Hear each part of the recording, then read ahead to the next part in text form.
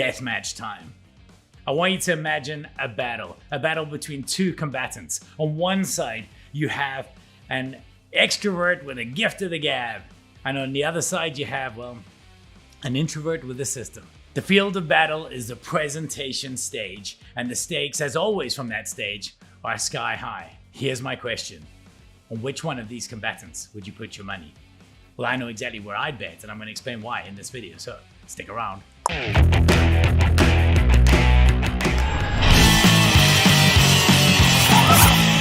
Hey, welcome to Eat Loud. My name is Richard Mulholland. I'm the founder and chief evangelist of Presentation Powerhouse Missing Link. Now, one of my privileges is that I get to work with some of the most amazing individuals, executive speakers who all want to move audiences. But one of my frustrations is that they don't fully understand the limitations and what is available to them on this field of battle. You see, on one side, we'll have that very, very extroverted leader who'll come to us and say, oh, I don't need training. You know, people love it when I present. And on the other side, we'll have the more introverted leader or presenter who might say to us, look, I'm just not very, very comfortable in front of crowds. So let's just work on the slides. To me, these are two issues that have a very, very common solution. And I guess stem from a common misunderstanding.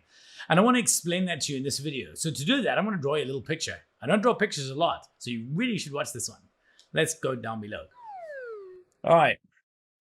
So I want you to imagine on one axis here, you have the first thing, or first axis, which is skill.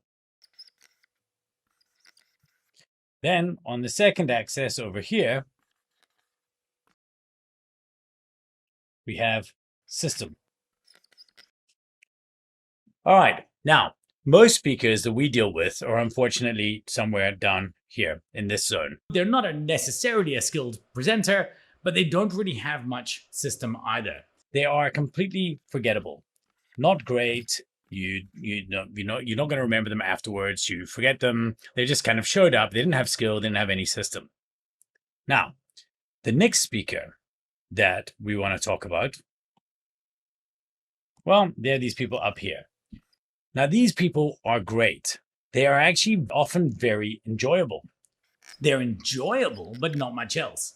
A great example of that would be your typical motivational speaker or things like that. You really, really feel great about it, but you don't do anything that different as a result. Now you get the next speaker, and that's this one down here. Now, they don't have a lot of skill, right? They're not very, very skillful, but they understand a good narrative structure. They understand what makes a good story. Now, a great example of this for me is Elon Musk. Nobody would call Elon Musk a great speaker. However, he's very, very persuasive. We showed the launch of his great Tesla Powerwall to our team at Missing Link, and I asked them to do a breakdown of it. You know, what do you think of this talk? And they're like, oh, it's terrible. He's not, look at him. He doesn't know his ums and ahs and blah, blah, blah. And I mean, check this out. So it addresses all the needs. If you're thinking about sort of buying a battery, what does this provide you? Well, it gives you peace of mind. So if there's a cut in the utilities, you're always going to have power, particularly if you're in a place that's very cold. Now you don't have to worry about being out of power if there's an ice storm. And, you know, he's just not a great presenter. And so they gave me all of this feedback. And then at the end of it, I said, okay, great.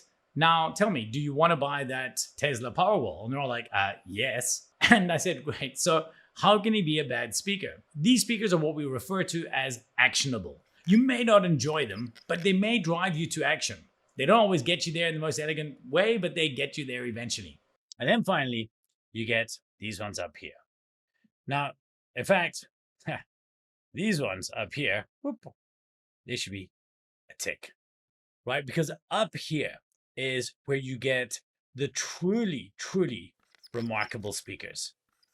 They are the ones that you talk about, that you think about afterwards, that they make a meaningful impact on your life. Now, Simon Sinek is a great example of this because, yes, one side, he's a very eloquent speaker and he has the gift of the gab for sure.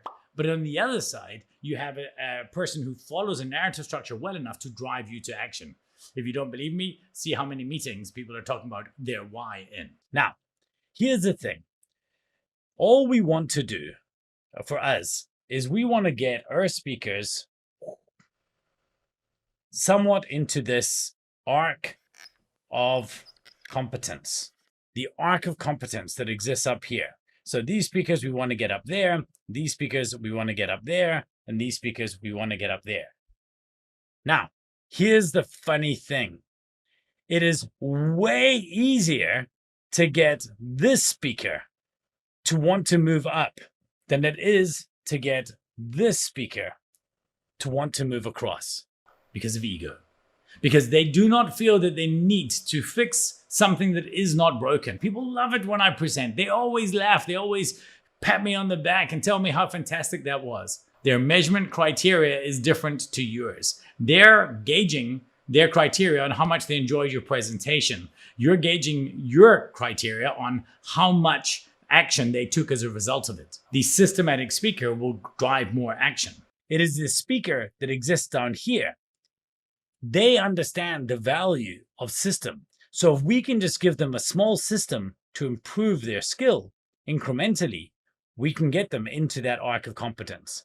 Small things like working on their segues and things like that. So let's go back upstairs. So the funny thing is for us, the counterintuitive idea is it has always been easier for us to give certain tools to a systematic speaker to make them more skillful than it is to get skillful speakers to adopt a system. This is your unfair advantage. Why I'm telling you this today is that I want you to understand that presentation and public speaking is not inherent. There are some people who maybe naturally come to it easier, but they have their own demons as well. For most of us, it is completely and utterly a hackable skill that we can learn like anything else. And that's what I want to challenge you to do. Because day to day, day in, day out, you are in that death match, in that meeting, in that pitch, on that stage, delivering that TED Talk. And you want to make sure that you're the one that people remember. So give it some thought. Understand that this is a learnable skill. Use it and lead loud.